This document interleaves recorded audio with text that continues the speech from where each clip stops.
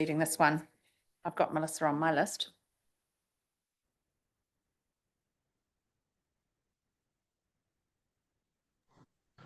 Me, Susan.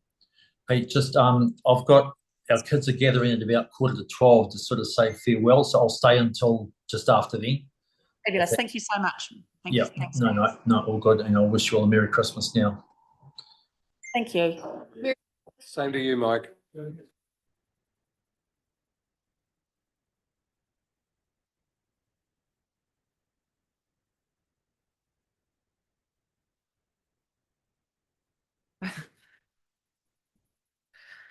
Sorry, I'm just going to jump in for Melissa. Yeah. Could we have the slides up, Zoe, please?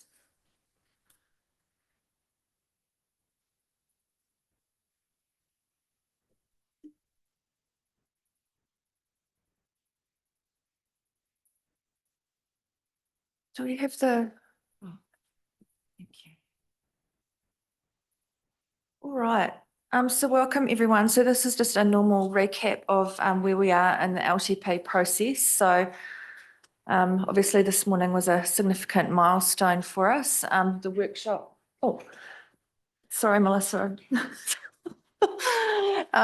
So this workshop is about the infrastructure strategy. So Sharon and Dawn will walk us through this. And obviously, in terms of the next milestones up there, there will be a summer reading package going out to everybody this Friday, just to make you aware of that. And so that has a number of LTP supporting documents in it. And all of that reading along with the infrastructure strategy will come back to you on the 29th of January. Now, I believe that date's changed for adoption prior to order on the 3rd of February. So that's how this all fits together in terms of this morning, the infrastructure strategy and what you'll be receiving at the end of this week. So I'll hand over to these guys to take you through it. Kia ora koutou. By way of introduction, I guess this, like the LTP, has been a piece of work that's kind of, it started many months ago with our 2024 long-term plan, and then went into abeyance when we kind of embarked on an enhanced annual plan. So in recent months, we've picked it up again, and it's been quite eye-opening in terms of, even in the intervening period, how much has changed both locally, regionally, nationally, in terms of reflecting back from an infrastructure perspective, what we were looking at sort of 12 plus months ago. So it's been, as I say, an opportunity for us to kind of take stock where we're at. You will have looked through the document, no doubt, and had a bit of a look. We talk about change, we talk about complexity, and that's how some of those external influences, and we're certainly not anticipating that they're going to slow down at all. So, but today what we're looking for is feedback. I've got a number of slides, but I'm very aware in terms of kind of where we're all probably feeling at the moment. So rather than sort of me going through a significant spiel as to each of those areas, I'm suggesting that maybe we just treat them as a bit of a prompt, that if you've got any initial feedback that we can capture to make sure that we get the document in a space that when you get it on Friday, it's getting pretty close. So that's our goals today. So as I say, the document itself, legislatively required, it's part of our long-term plan. It takes that long-term view in terms of providing infrastructure services, which are vital to the quality of life that our community desires, needs, and should have. Very much that foundation of community wellbeing. And, some of the reality of things such as providing 12,000 new homes by 2050. And we think of the infrastructure needed that's to support them across what council provides. It's pretty significant stuff. So, but our infrastructure strategy is a strategic document.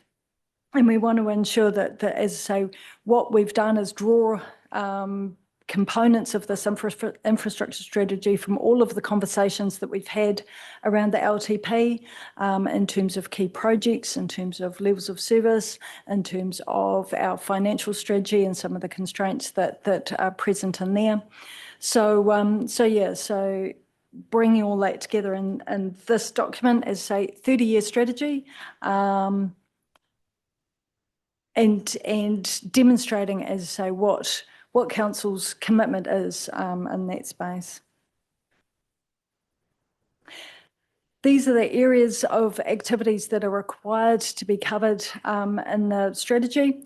A new one that is appearing for this long-term plan that we haven't seen previously is our waste minimisation and management, and that's with council's commitment to resource recovery centre construction in 2025, and also the consideration of a refuse collection in from years 4 and 5 that's been included in the budgeting for the draft long-term plan. So the document itself kind of focuses on a number of key areas. The challenges that we face, the responses to those challenges, and then the assumptions and strategic decisions that have been made in terms of developing those up. So in terms of our key challenges summarised here, all familiar with local water done well, the fact that we are looking to have to move to a new model for the delivery of water services. Affordability, whilst our interest rates are starting to soften, they're still high. They're still higher than we predicted last time we were developing up our infrastructure strategy. And the cost of living pressures are still pretty significant for our communities. As in our financial strategy here, we talk about the metrics associated with affordability in terms of both from a waters perspective, but also an overall rates perspective, including those metrics in there. Climate change, we've come a long way in the last few years in terms of our improvement program, our subcommittee that now meet to discuss that. But from an infrastructure perspective, in terms of climate change, we know that has pretty significant impacts, and it's how do we ensure that our infrastructure is, both resilient but has the appropriate adaptation for future generations. Staff resourcing, so this covers both our supply chain capacity and capability constraints in there as well. Again, we are finding ourselves in a bit of a cyclic lurch, I guess, around our sector and investment in infrastructure. At the moment, we're hearing from consultants and contractors that things are slowing, that they're having to lay people off, unfortunately. But as the economic climate starts to improve again, those are the people that we're going to need to get back in. So it's one of those things. I know the government and I know the Infrastructure Agency or Infrastructure Commission are turning their minds to in terms of how can we start to have a more guaranteed pipeline of work such that we can have a more consistent way of approaching these things, because it's not great for anybody in terms of the lurches that we're experiencing. But for we in local government, we kind of feel it at all ends, both in terms of our ability to be a smart buyer, but then equally how we ensure that those services that we receive are able to be delivered from our consultants that lead through to timely procurement of physical works as well. So it's across that whole sort of supply chain area. Funding gaps, we're all aware in terms of the projects that are paused, that we've had to cut back on our levels of service projects. We've had to cut back on our renewals in the early years of the long-term plan, reinvest in the later years of the long-term plan.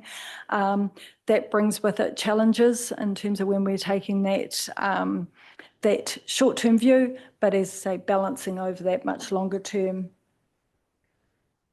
growth. We're continuing to see steady growth when you look over a slightly longer term, which of course drives that increase in demand for services and therefore infrastructure investment as well. And that provision of housing, ensuring we've got the supply, meeting government expectations, but more importantly, providing the housing our community needs into the future. And that last one in the bottom, and certainly talking about the number of submissions due over the Christmas break, that change in government context is something that's not slowing down, and it's every component of it has a connection back to either how we deliver our services or in terms of back into infrastructure requirements. So yeah, a challenge, but not one that's going to be changing in the interim. So I might just pause there in case there are any comments, queries in terms of the challenges that are outlined in the strategy draft. Yeah, thanks, Dawn. Claire? Yeah, thanks. I'm really happy to see this being considered. So I've got quite a few specific comments, which I'm happy to send through actually.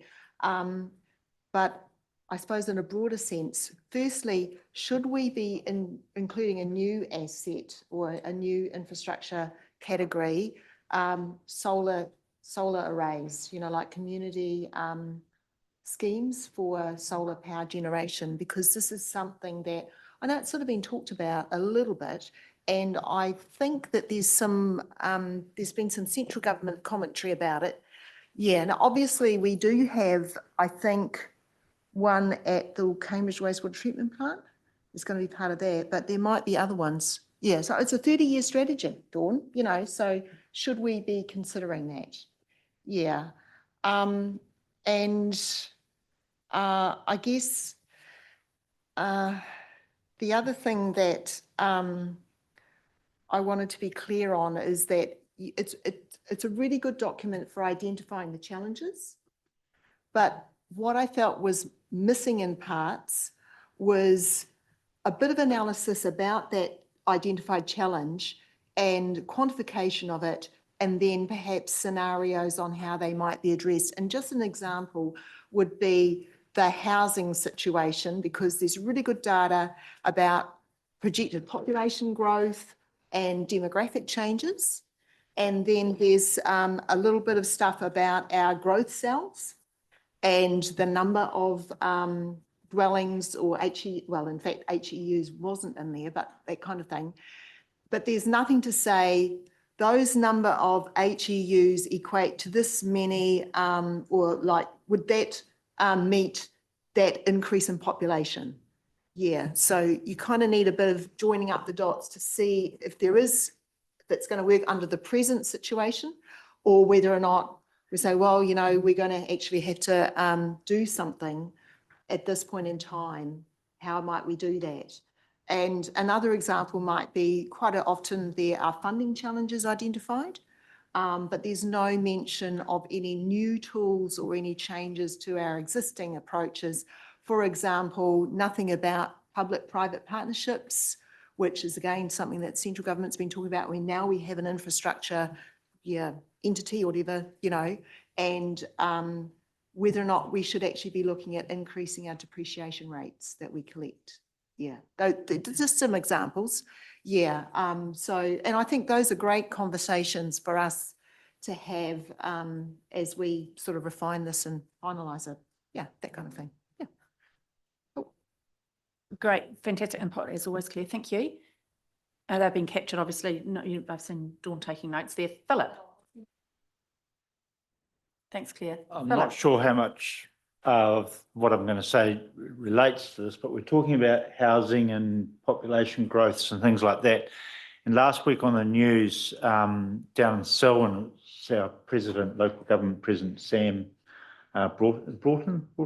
There was a subdivision down there where they're putting all the infrastructure in and allowing the building at the same time, and it's speeding things up by quite a lot of time and several months and costs and things like that. Is this part of that? Is there anything that we could learn from that, or is there any merit in that we could introduce into our subdivisions in the future and how we do things? I too saw that item, and I was quite fascinated in terms of the project management that would be required in terms of that. It's getting very much down to just-in-time delivery, isn't it? Making sure you've got your wastewater main in the street before your housing wants to connect to it. So I'm picking that it would have to be a pretty, how do I put this? affluent developer who would be able to afford the level of capital to have it tied up in both the civil works and the residential building activity to be able to do that all at once. But yeah, as I say, it was certainly fascinating. I'll watch with interest in terms of how that works. Dawn, can I just ask, perhaps it's more the strategic point of looking for innovation. I think both of what Claire and Philip have said, whether it's looking for solar, different uses of energy, all of those sorts of things. But to Philip's point is about, looking for innovative responses over that 30-year period, not expecting that we're going to keep doing the same thing, and just looking for different ways to unlock this incredible housing need that we've got. And so perhaps, I would trying to think about how to word this. I think it wouldn't be unexpected to have a 30-year infrastructure strategy which expressed a desire to look for innovation and best practice improvement, wouldn't it? So could we, I think it's early next year, we've got Sam coming here. Is there an opportunity to jump onto that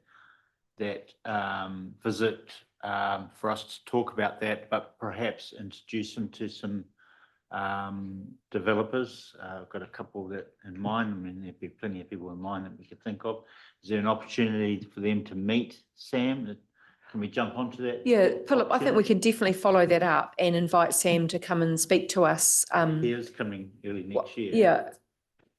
Yeah, we'll he's doing a roadshow around the country, so absolutely meeting with council. So it's something we can pick up with him. Absolutely. Lou.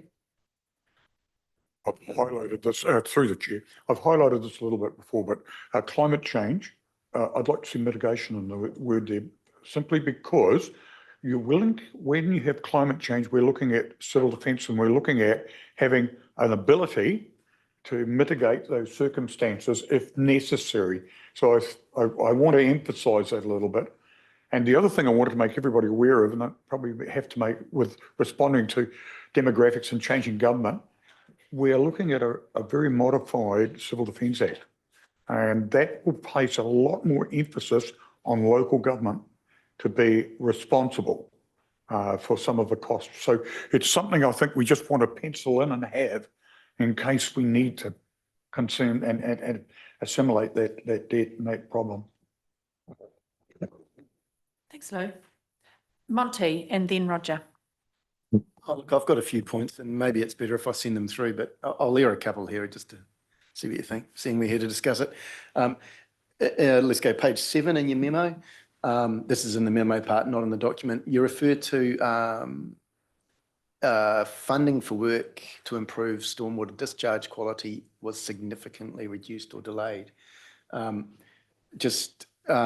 Wondering how that relates to the comprehensive stormwater discharge consent that we've sat around here debating, where we sought assurance from staff that the required work was factored into at least our long-term plan, and received those assurances. So I just had a question there. You don't have to answer it unless you want to now. 31. This is in the body of the document. Cambridge Connections, it's referred to there. I thought it was a bit underdone potentially. I get that it's a 30-year strategy, but Cambridge Connections is kind of a 30-year, well, it's similar kind of time frame program of work eventually. So I just had a question there whether that was sort of underdone in this document, okay? And then jump ahead to 63, the Tonkin and Taylor report into asset management maturity. I couldn't find that. That has been reported to council, hasn't it? No, I thought it hadn't. And has it? I don't think it has. We've had the KPMG internal audit on it, but I read this and went, oh, that's interesting. I don't think I've seen that. So I remember seeing it I thought it was at Audit and Risk. I think it was the KPMG internal audit follow-up is what I think we've seen it. Anyway, just a question there because I was wondering if it had been, and given it was 2024, I thought I might have remembered it. And finally, 2 pages over on 65, 7.6 financing assets. There's a really interesting paragraph right at the bottom that I didn't understand. Industry best practice recommends asset investment ratios should be based on 40% for level of service and 60% for renewals and maintenance. What's that mean? I've never come across this before. Cool. Right, I might start at the last one. So that was, gosh, I'm thinking back in terms of that piece of work, Claire, wasn't it? Was it the Infrastructure Commission early on when they did their analysis?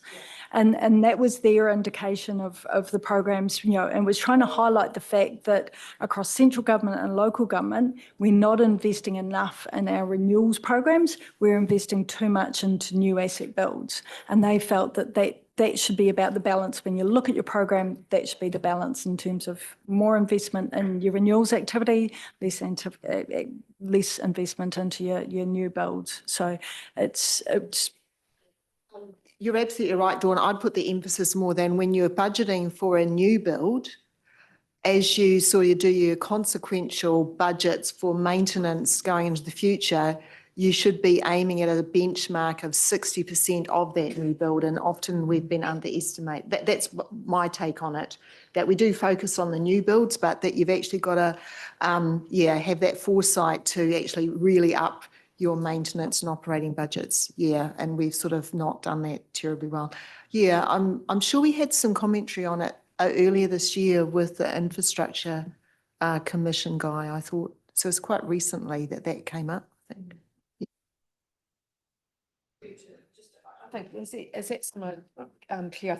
I think Ross Copeland did raise that through the Infrastructure Commission and challenged us at one of the conferences we were at. But it's like the 2/3 rule, right? In a way, yeah. Over time, actually 2/3 of the cost is actually an OPEX of anything new, and so are we providing for that adequately? Any more? Could I ask a question based on your comment about the Tonkin and Taylor asset management system? Like, this is I'm wondering, like, I'm familiar with that report, and I was thinking, I don't know the significance of it for this strategy. It'd be really good to have sort of a broader view for elected members on, is it going to make a big difference to us if we don't increase our the performance in our systems? Is it something that we should be worried about, and that we therefore should be resourcing? Or in this big scheme of things, it's still only going to be 1% or 2%, like, I don't know what the potential, I suppose, sleeping giant is there, whether or not we should be trying to wake it up and get it to perform better. Or another side of it is there's a lot of technological advances in how you collect that information and analyse it, make sense of it. Should we be actually just relying on that kind of a step change coming eventually? Yeah, so that it's going to be looked after I suppose in the foreseeable future, and not to lose any sleep over it at the moment. Yeah, like, or do you think we should be doing a bit more work on it and trying to lift our game in the shorter term, or is it really going to take care of itself? Just to be clear, I don't think we have shared the Tonkin and Taylor asset maturity report. It is quite recent. We're still dealing with it organisationally in terms of it. So it's informing our future activity management sort of planning work, which I acknowledge has been discussed at Ordnance Risk. Maybe if I pick up an example that quite recently came through Service Delivery Committee, which was that usage of public toilets. So part of asset maturity and understanding that is your demand. Who's using the service? What's the right level of service for that level of demand? And I recall that there was a level of surprise in terms of, gosh, that facility is getting that level of usage. So is it helpful? Absolutely. Is it important? Yeah, definitely, because this is how we ensure we've got the right level of service that flows through to the right level of investment and the services that our community actually need. So yep, quite an important shift in the dial that I think we need to get our heads around. But equally, an example of where it is happening. We are starting to get that demand data coming through. We're starting to invest in some of those counters and things, getting that coming through. If I could also just touch on Cambridge Connections, absolutely acknowledge that ideally we'd be in position to give a fuller sort of outline of that. But with the project reset, we've made a pretty strong commitment to the community that we're going to go back and we're going to have a very first, go back to assumptions, go back to first principles and have that conversation. So I think in our 2027 infrastructure strategy, there will be much, much more fuller discussion of what that transport system future investment needed.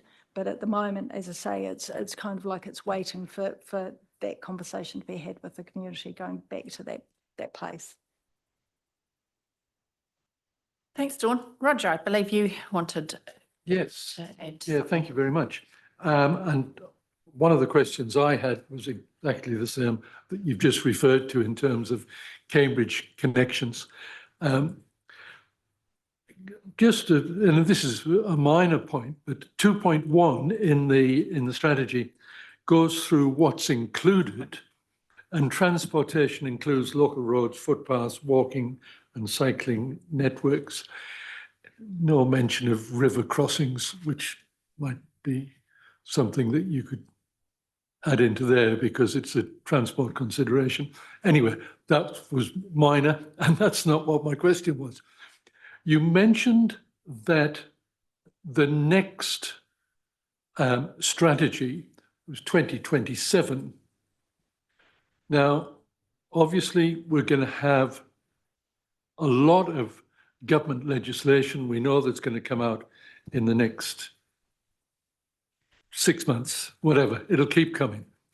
We've also got the fact that we're working hard on looking at our water services, 2 waters, 3 waters, and the focus of this infrastructure strategy, 40% of it towards the provision of water services. So I'm assuming that we will review this infrastructure strategy again before the next LTP, which will be in 2026. Readiness for the 2027 long-term plan. So we're talking about the review of this strategy in, say, 2 years' time. Is that correct? It is for everything except waters. So part of the new legislation is saying that if council retains the delivery of water services into the future, it won't be a part of your long-term plan and it won't be a part of your infrastructure strategy. You will have a completely different way of developing those. It will be a water strategy. So it's a yes, but in a different form. But if a CCO is responsible, then they will be delivering that water strategy based on a statement of expectations from shareholders. Well, I mean, I think we're committed to moving it out of our balance sheet, but whether it be to a CCO or whichever form of CCO, then this infrastructural strategy will then be focused irrespectively only on what's remaining. That is certainly my understanding. And that review will be in 2026 in readiness for the tooth. Okay, thank you. Roger, I think it's a really interesting point that you make, and I think it's going to be a really interesting discussion for us in 2025 because even though we potentially won't be in the business of doing the CapEx and delivering 3 waters, what's very clear is that the CCOs are plan takers, not plan makers. And we need to be very clear from a Waipa perspective, and I'm sure our residents and ratepayers and people who visit will be happy to know that we will still need to be very clear about what we're expecting from the CCO to deliver on our behalf. Now, that may not be at the level of detail. I don't expect it to be in terms of what we do now, but we are still going to have to be very clear about what we're expecting that CCO to deliver, and therefore how that is framed up from our perspective. We're going to have to give thought to what the brave new world looks like. I think that's very relevant. And if you look back to the paragraph that introduces 2.1, the infrastructure that is included, and it talks about all of the infrastructural needs that are needed for a community to function effectively. And of course, if the waters are taken out of our infrastructural strategy, we still have that responsibility to ensure that our community functions effectively. So somehow we're going to, as you say, we're going to have to address that in terms of the instruction or the mandate or whatever that we allocate to a CCO, because we still overall have that responsibility that's mentioned in the strategy. That's right. And stormwater would be another really good example about what we do with stormwater and the relationship with the CCO, because stormwater affects into recreational reserves. It's got roading implications, all sorts of things. So that will be a good topic for conversation next year. Liz. I don't have a specific question, Dawn, you'll be pleased. I guess it's perhaps even a question for Kirsty if she's in the room. Yeah, I guess when I'm looking at this infrastructure strategy, I see a lot of similarities, but I still see some gaps between this and Ahuaki, our spatial plan. So next year, I'd be really keen to just marry up or understand how these two will marry up and what's included in one and not included in the others. And the other. So for example, Carter's Flat. You talk about Carter's Flat in here. I don't see a lot of that in Ahuaki. So I just want to make sure we've got this cross contamination going on really. And yeah, that's what I mean. Yeah. Pollination, not contamination. Well, actually, my next point was actually about waste, which is in here as well. I've got to say, I really enjoyed reading this because I think this is sort of a bit of a shame, really, that it's sort of right at the end of the year, but perhaps it's a good thing because we'll be able to think about it for many, many weeks. But there's a lot in here that we need to progress, potentially even through, future LTPs as well. So I just kind of see that opportunity, and it's got me really thinking actually around our infrastructure and how we manage it. And I would be also keen to, there's mention here about, some mention here around a potential museum, Te Arawai. So I'm not quite sure how it fits in here and not with, not kind of anywhere else at the moment, bearing in mind it's not funded. So I just kind of feel like there's some bits missing. So I look forward to lots of new conversations in 2025. Thank you. Right, we'll on to the responses, and we've touched on a number of these sorts of areas already.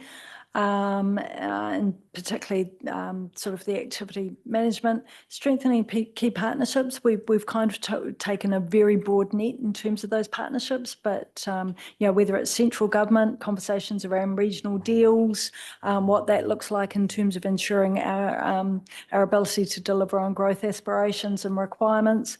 So yeah, I don't know if there are any other questions arising from the responses proposed. Any comments, anyone? Claire? No questions of you, but Steph, like you, about the regional deals, I think you mentioned that there were some initial ideas being put forward. Like, has anything been coming out of that discussion with the other Waikato? Yes, there is a working group going on. There was a dedicated CE group established that represented the geography of the region. There's been an agreement at a very high level about what to work up. The first date is this week, but it's just the EOI, which pretty much says what's the list of councils that's involved in thinking about this regional deal. And at this stage, it's all of the Waikato councils, as far as I know.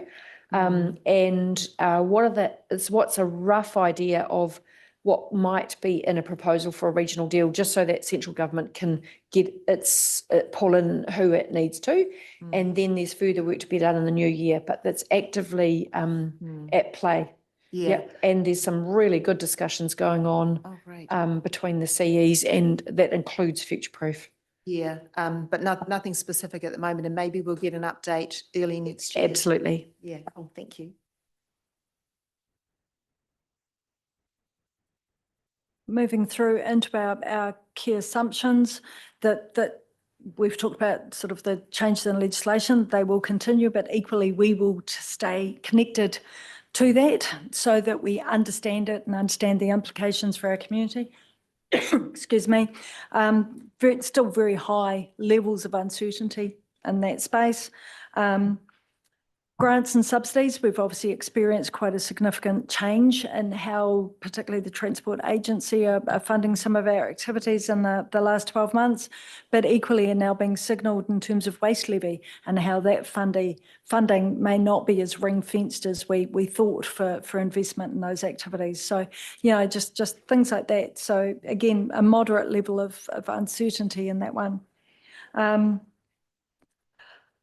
Elsewhere, those are probably the development contributions one we haven't touched on yet. You know, in our financial strategy, we've included a forecast there in terms of what the revenue will look like. And obviously we've got good controls in place in terms of how we monitor it to see if there's any particular, well, hopefully a lift, but any change, I guess, in terms of that revenue forecast over time.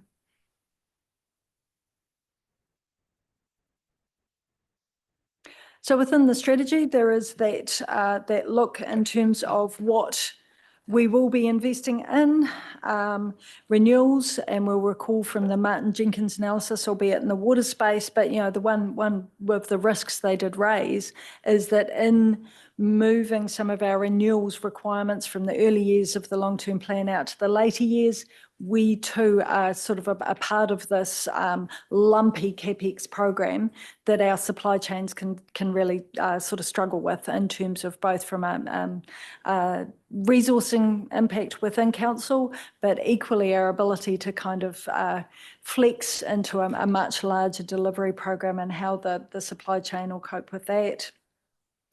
Our key goal is that asset management, building our confidence in our asset management, our asset knowledge, and fully optimised forward works programs, you know, in terms of starting to do some sort of trade-offs, I guess, in terms of some of those programs of work across talking about level of service impacts.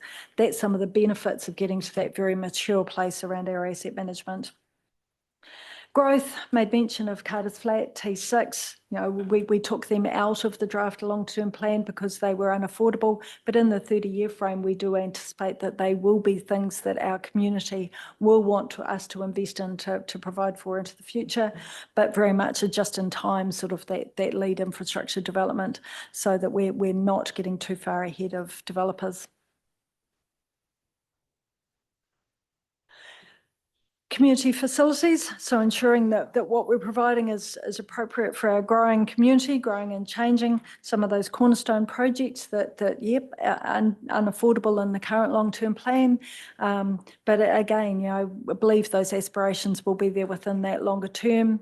Environmental sustainability and talking about our refuse collection is one of those key opportunities, I suppose, in terms of supporting initiatives around waste minimisation and the impacts of reducing contamination into our recycling collections. The transport strategy, so bringing in our aspirations that were in the transport strategy that flow through not only to planned projects at the Cambridge Connections, but also here in Te Awamutu when we did a business case looking at what future improvements there, and then also supporting as our passenger transport services move to be fully funded by regional council, that we're still a strong voice in there and providing the infrastructure to support those. Building and portfolio, so our property strategy. So again, the investment into our capture of assets, our enterprise asset management system, developing up those connections back to levels of service. The conversation previously around waters is, yep, that you know, it's in our long-term plan, it's in our infrastructure strategy for now. But so that's why some of those big ticket items that are signalled beyond the long-term plan sort of timeline, we've taken the opportunity to highlight those, the subsequent upgrades to our wastewater treatment plant, the investment into our water abstraction allocation requirements leading into 2040. And we've had that conversation in terms of the CCO that we need to be very clear about what it is we want the CCO to deliver on. This is starting to break it down into the individual timelines. Again, it's all in the, within the document. So starting to think through ahead of the 2027 long-term plan, what we'll need to be turning our minds to in terms of development for those. Capturing the Cambridge connections on the expectation that we'll be in a place understanding that project scope. And our property strategy and accommodation strategy guiding investment requirements into that timing. Roger. Yeah, just, I think the reference that you've made to funding proposals and everything like that, and I'm just wondering if the initiative that the government made 2, 3, 4 days ago in terms of allowing our KiwiSaver stroke superannuation fund now to include investment in private investments outside of the share portfolio that it currently does is perhaps an indicator that they're going to, because that's a massive fund that's out there now. And if they're talking about changing that to allow 5 or 10% of that monies to be available for investment in the kind of infrastructural projects that we're seeing there. There might be something in that that's worth looking at when it's made fully public knowledge. It's looking at road tollings and community infrastructure and everything like that. Yeah. I think it comes back to where we're saying about innovation, isn't it? And in terms of these opportunities that we need to stay abreast of where they can come from. And then in the longer term, obviously in terms of our cemetery provision, we've spoken in the past in terms of the need to start securing land for that development and starting to signal some of those requirements for wastewater upgrades. Once we have clarity as to the funding requirements for the Southern Wastewater Treatment Plant and the planning for that. So there again, items that you know, the expectation of a CCO will be starting to work on that, but we need to get involved in those conversations nice and early.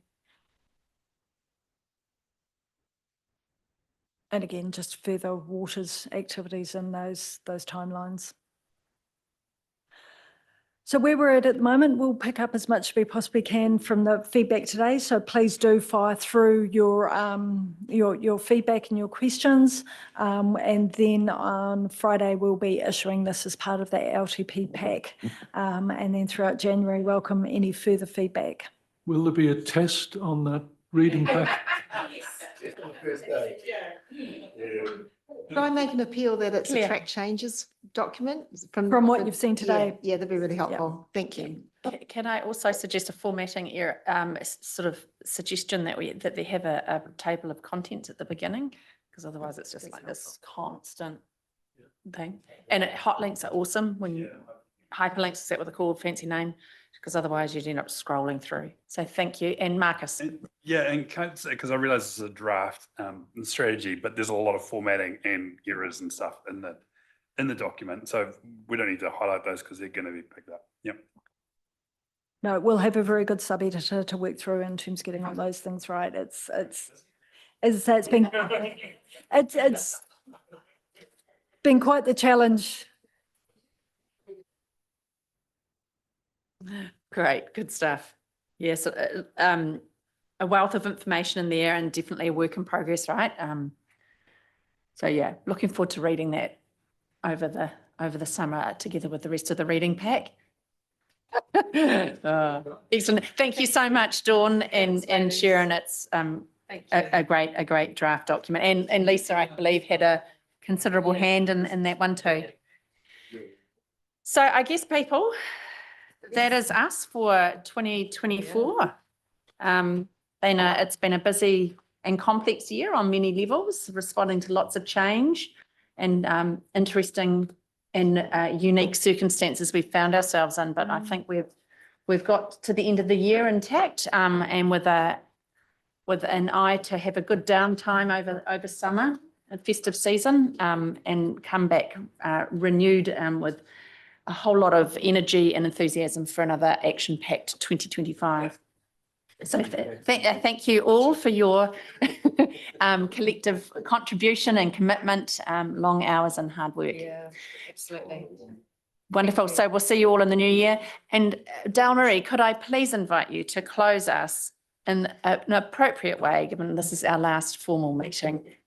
Ka pai. Ai, tēnā tātou I te whare, tino pai o koutou mahi I te tau nei, he uaua o mātou mahi. So Roger, for you, it's just saying that, great mahi for all of us. It was big this year. So I'm just going to close off, and I want to thank all the staff who have just done immense work this year. And sorry that we've sent you back 4 or 5 times. But at least for those that are on the screen, know that we have really, really worked our kaimahi this year, and we really appreciate it. So, closing us off. Everybody have a safe haere tua to Hoki Tū Mai, wherever you go over Hine Raumati. Unuhia, unuhia, unuhia ki te uru tapu nui, kia wātea, kia māma, te nākau, te tinana, te wairua. Koiara, ka whakairia ki runga, kia tīna, tīna. Haumie, hui e.